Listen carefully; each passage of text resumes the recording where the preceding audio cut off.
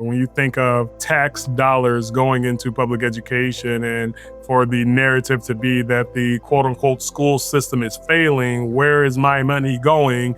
Then that's where that trust is eroded right then and there. That is Dr. Andrae Townsel, Superintendent of Hartford Public Schools and a nationally respected urban education leader. He believes the fastest way public schools lose momentum is when communities stop trusting where resources go and stop believing outcomes can actually improve. Trust said, hey, I'll be honest with you. If you take your eye off me, you might never find me again. So that goes to show you how deep and how powerful trust is. He breaks down how leaders rebuild credibility by working in good faith, staying transparent about reality, and bringing families and staff along instead of talking at them. But you got to be out there, tell the story, tell the narrative, because otherwise, if you don't tell your story, somebody will tell it for you. Today, he outlines how trust is built through transparency, consistency, and two-way communication, especially in complex urban systems. By the end of this conversation, you'll learn how to earn credibility, reshape the narrative, and lead change without losing the community. I'm Dr. Matthew Flippen, and this is Transformational Educators. Dr. Townsel, thank you for joining us today. Man, thank you for inviting me, man. Very excited about this conversation. Yes, yeah. Such an honor, and congratulations on your recent appointment to Hartford Public Schools. Thank you, man. It's a privilege and a pleasure anytime there's an opportunity to serve. Yes, absolutely. Well, I know we were just talking about the places where you've led before, so I'm excited to get to touch on lessons you've applied and learned from your journey as an incredible school leader. How often when you go into places have you faced this attitude of, this can't be fixed, these kids can't do better on your journey? Well, you know what, man? That's just the general sentiment of some of the naysayers of public education. You know, when you think of tax dollars going into public education and for the narrative to be that the quote unquote school system is failing, where is my money going? Then that's where that trust is eroded right then and there. So oftentimes leaders, whether you come with a track record of success or not, it's always an uphill battle of getting people to believe in the power of public education and what the tax dollar means to increasing academic achievement and supporting student outcomes. But it's the hardest thing to do because, you know, we love our money, we love our wallet, and that those taxes, those increases, you want to see where it's going. But when the narrative is that the system is failing, then that's where the frustration comes, where the people are, you know, tighten their pockets and grip their wallets a little tighter because they don't trust that it's going to get better. So the question is, how do you show that it is getting better? And it's really with just being transparent. Well, and I'm sure that some of those challenges related to expectations. Students can have those on themselves, lower expectations. Faculty can have low expectations. Campus leadership can have low expectations. I'm sure that it can be a challenge across the board when there's not been a history of excellence in the places that you've stepped into. I want us to go back to the Southbridge High School experience that you led in Massachusetts. When you stepped in there, what were expectations like? Not for you, but for those when you entered in before you arrived. Well, that's a great question. Well, let me give the context. Southbridge Public Schools currently, and at that time, that's when they first went into something called receivership. There were 3 school districts: Holyoke, Lawrence, and Southbridge were 3 school districts that went into receivership in Massachusetts. And receivership is like an emergency management. I'm from Michigan, and Michigan emergency management, meaning all of the power went away from the elected board members and went directly to the receiver of the school district, who's also the superintendent. So it was tough going into an opportunity where the constituents did not have a say over the direction of education. Myself, I came from Washington, D.C., where I was an assistant principal, to Southbridge High School, where I became their principal. And that was a very challenging time because it was receivership. It was a turnaround situation. But what I will say, let me share this story. Now, this is a leadership tidbit, is fire, water, and trust. So fire, water, and trust walks into the forest. And the person say, wait, hold on. Now, I don't want to get lost. So fire says, hey, listen, if you lose me, wherever you see smoke in the sky, that's where you find me. And he said, okay, what about you, Water? Water said, well, if you lose me, wherever you see grass growing, that's where you find me. He said, okay, cool. Trust, what about you? Trust said, hey, I'll be honest with you. If you take your eye off me, you might never find me again. So that goes to show you how deep and how powerful trust is. And what I learned from that is you have to walk in being a trustworthy person, whether having a track record of it or as you move forward, working in good faith. When you're in good faith at all time, that's a trustworthy outlook. So when I walked into that opportunity, I was just an honest person about where we are with regards to our student achievement and data and where we are with regards to our finances and where I believe we can go if everyone do exactly what they're supposed to do. And by the grace of God, in the course of my time there, we did have increased academic achievement scores. We did have better behavioral outcomes for our students. It was just a great opportunity, whereas we ended up in the local paper as turning around the school. And it was a great experience because I just did it working in good faith with like-minded educators, bringing our families along and really empowering our young people to take control of their educational experience. And the outcome was excellent. That's outstanding. Well, we're going to dive more into some of the tactics that you used there, and then how you've applied those at Hartford. Now, when you've come to Hartford, was there a similar situation? Maybe not in receivership, but from an expectations, a state of trust with the community and the constituents. Well, yeah, walking into Hartford public schools, I mean, there's a budget implications. I know we're facing a $30 million budget deficit. Also, there's a history or a perception of low achievement amongst our students. When you talk about the large urban school districts in the state of Connecticut, people say that Hartford ranks among the lowest with regards to student achievement. But the problem is no one ever talks about the great things that happens. Yeah, the headlines is always negative, but the good news do not spread like the bad news. So it's my job as a superintendent to highlight the good news because at the same time where there's probably issues going on here and there are great things happening from young people earning scholarships to colleges of their choice, from young people going off to Ivy League institutions or scoring the highest in the country with regards to PSAT scores. That's all happening right here in Hartford as well, too. So it's really balancing the story. It's never all negative and it's never all positive, but there is a healthy balance within there. But I'm so excited because from me having boots on the ground, we are more positive than negative in Hartford, and that's what I'm hanging my hat on. Yes, and it's important to be an advocate for the good things that are happening, be a voice for that. Absolutely. So let's go back to the campus level. When you went back there and when you started there, what did you see as some of the relational barriers that were most affecting trust when you initially arrived? You know what, man? The biggest barrier when it comes to relation pieces, like one thing I learned as a high school principal is that I found myself disciplining adults more than students. The kids were easy. It was the adults that were the problem. So the question is, how do you build a team? How do you have that mastermind alliance where it's one sound, one voice, one direction?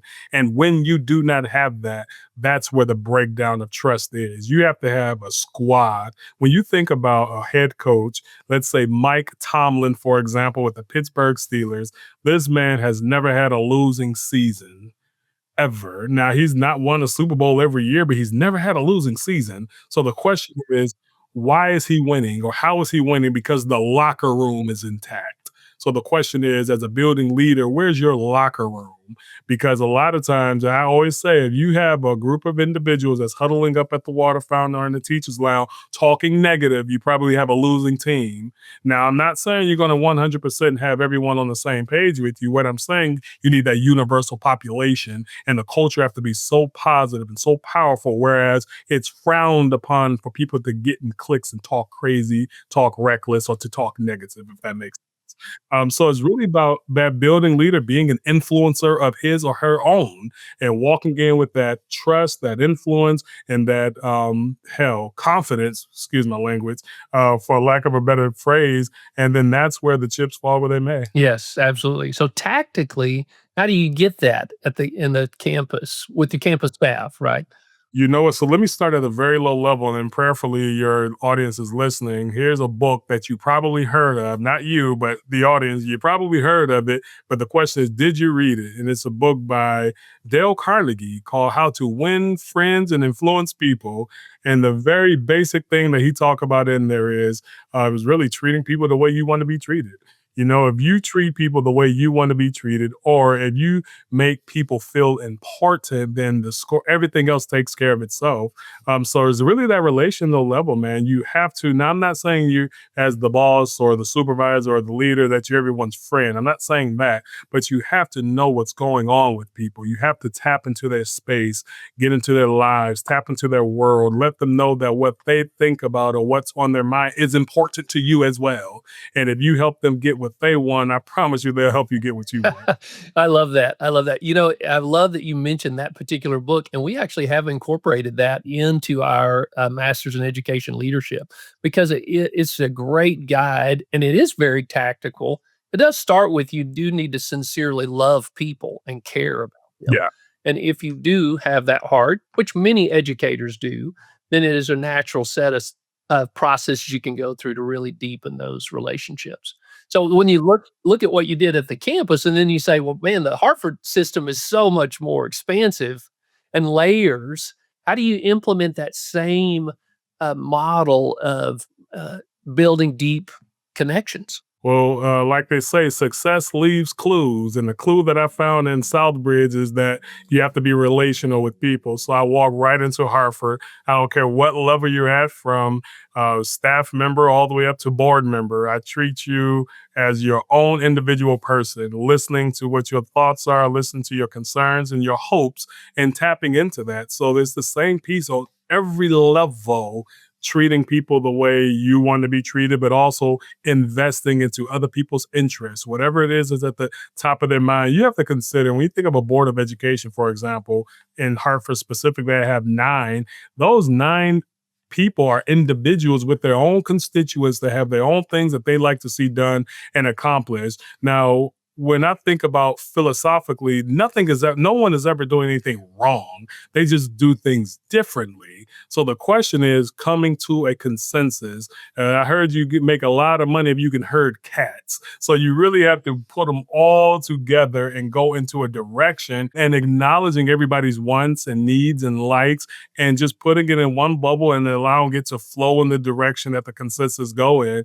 That's the bottom line, man. You cannot big dog anybody, or you cannot brush anybody off as if their ideas don't matter. It do matter. It matters to them. And because it matters to them, if you're the leader, it has to matter to you. Now it's incumbent upon you to articulate and interpret and give all the best information that you have based on what you know, but you cannot dismiss people.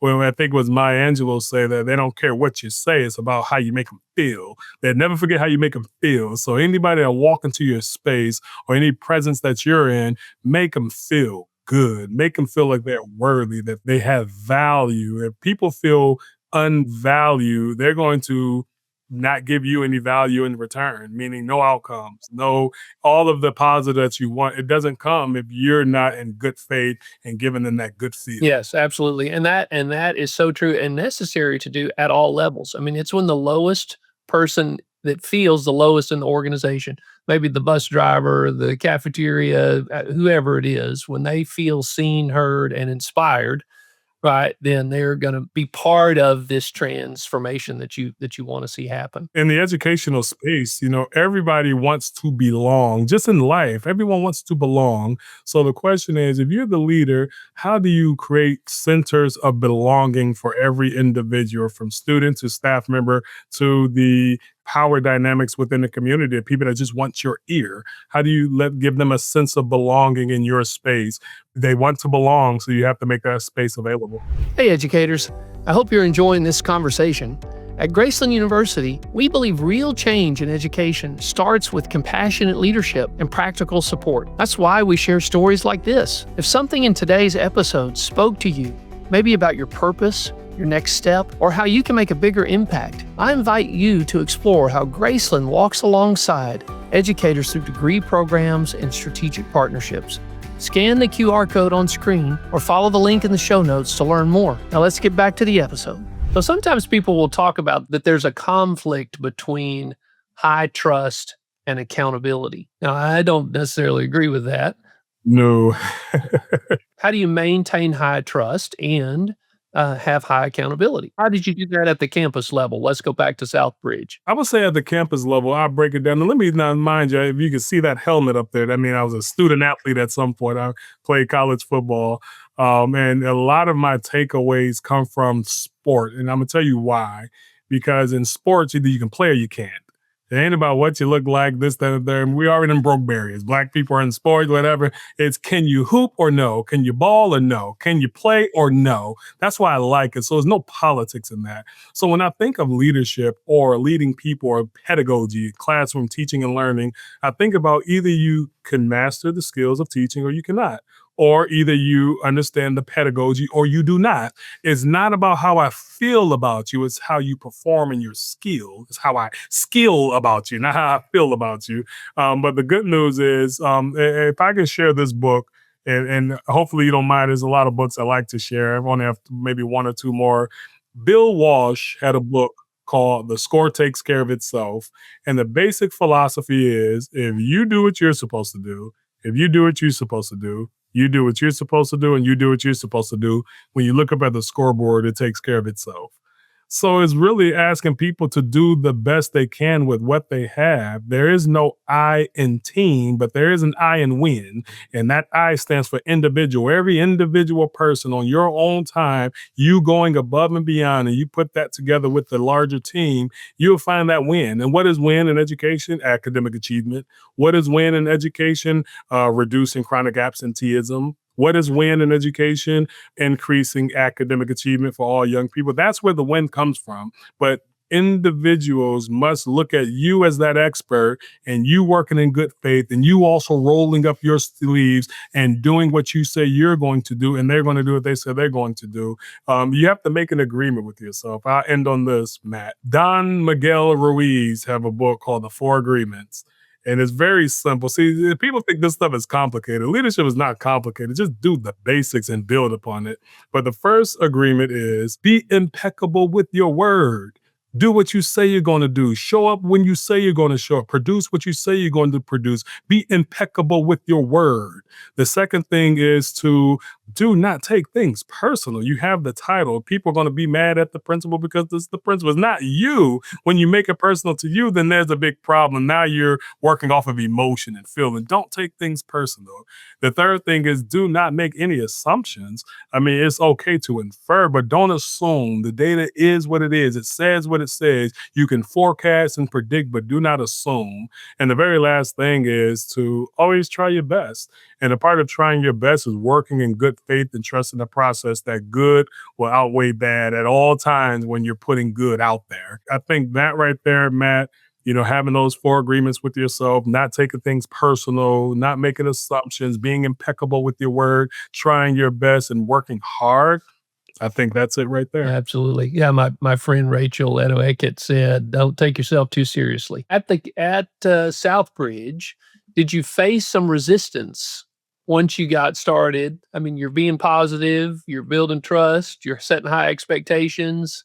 Were there any revolts that started? You know what, man? Not necessarily, other than the political stuff of people say, well, we're going to be cautiously optimistic because we can't vote or there's no elected power. We're going to, watch cautiously. And, so it was that, but it's also understanding the power dynamics, because while people did feel some type of way by having their voting power taken away because of the receivership law, people did like how things felt. Things felt good. Kids felt good.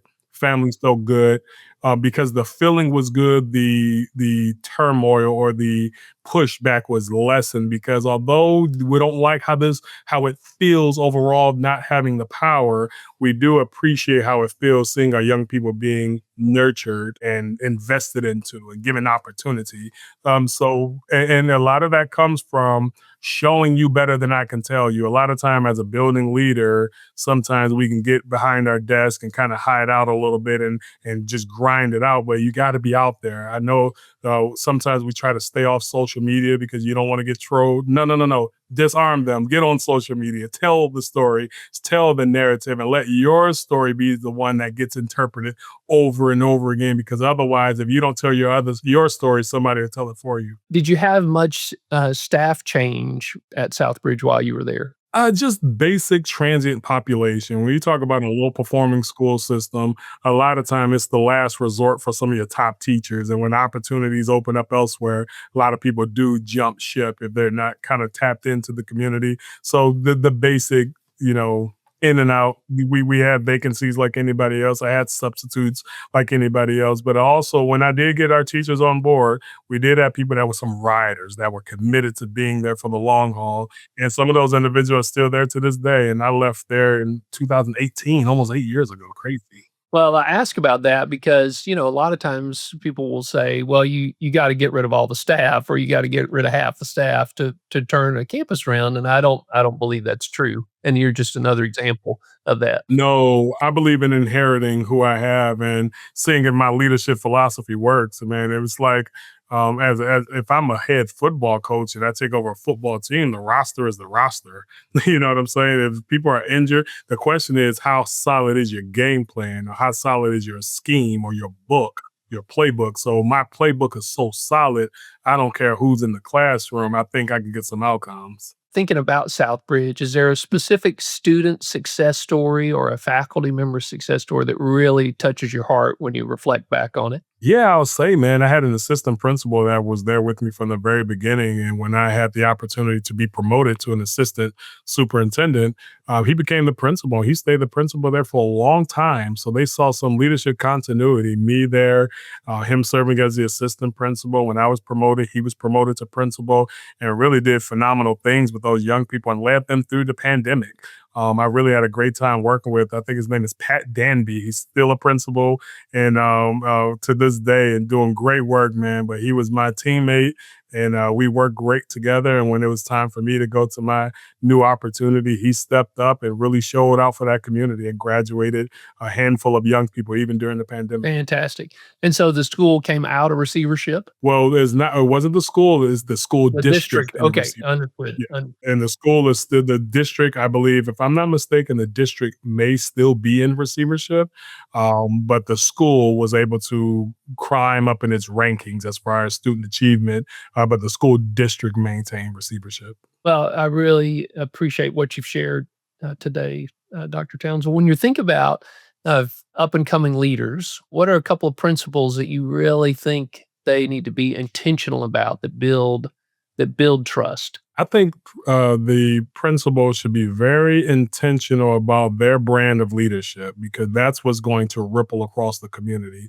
And you always hear about the legendary principal or the principal that wasn't so good. The question is, what's going to be your legacy as a building leader? Whenever I'm looking for principals, or when I was a principal, you have to have the X factor. You have to be a rock star, and you have to own that community and be accountable to everything that comes from it, the good and the bad. But they always want to see that leader standing in there strong and firm and fair and taking it to the next level or continue to take it into the future. I'll say this, when I think of like Franklin Delano Roosevelt, former president of the United States. He was around during the time, I think in the 40s, when he came out with the Great New Deal, but he was around so long and became so trusted with his teammate being Eleanor Roosevelt, the first lady, that they were like the mom and dad of America, like kids or the whole country did not see anybody else in the presidency but him and her as the first lady. So you have to have that type of influence over your community where even when we're going through a war, they want to hear what the leader has to say about it, whether good, whether bad. They always want to come back and get their information from the leader, and that leader has to be competent. But that competence comes from confidence. You have to be confident. Don't worry about, you can't be afraid to speak. You can't be afraid to show up into a room and demand the attention of the room as the leader. You can't sink in and just always, timidity is not leadership. Leadership is walking in there, standing 10 toes down and taking it to another level. And I think today people expect leadership is really about influence. And influence comes from, back to your reference to Dale Carnegie, right? Which is how much people expect that we care about them. Do they believe that we care about them? And even though they don't have to agree with what the plan is, but they're going to trust that because we care about them, we're going to be able to walk a path forward together, adjust on the way. Trust and relationships are about listening, two-way communication. And so that's going to be real important for them, continuing on that journey with you. But Dr. Townsel, I really appreciate you sharing, the humility that you lead with, the clarity and the consistency. I mean, consistency is so important in leadership. I think, just your story just continues to remind me that transformation does begin with trust, and that everyday communication choices that we make demonstrate, trust, accountability, respect, and care. So I just, thank you again. How can our listeners follow you, your work, and just continue to connect with you? Absolutely. If you can see my name right here on the screen, you can type that into LinkedIn and please follow me there. That's where I share a lot of my professional insights. Now, if you want to see some behind the scenes, you can go to my Instagram, which is Draytown, and that's DRAETOWN. I'm also Draytown on Twitter as well, and Andrae Townsel on Facebook. So all the social media platform, you type my name in, it'll pop up. And I just showcase the work I do as an educational leader, man. I take it with so much pride, man. I don't feel like I have a job. I'm doing what the good Lord put me on this planet to do, and that's to support and positively change the trajectory of young people's lives. And that's what I'm doing. Absolutely. Well, I definitely believe you're walking in your purpose and your calling, and it's really an honor to get to watch as you are using your skills in a way, and your gifts in a way that is going to make, I know, just an incredible, lasting impact on Hartford and wherever you go to bring that same set of leadership practices in the future. So. Well, if today's episode was meaningful to you, as it was for me, please share it with a colleague who'd benefit. Follow this Transformational Educators podcast so you never miss an episode. And until next time, keep leading with purpose and transforming schools into places where everyone thrives. If today's conversation gave you fresh insight or inspired you to lead with purpose, please follow the show and tell a friend. It helps us reach more educators who want to make a difference. For more stories, resources, and tools to support your leadership journey, visit graceland.edu. Until next time, keep leading with courage and care.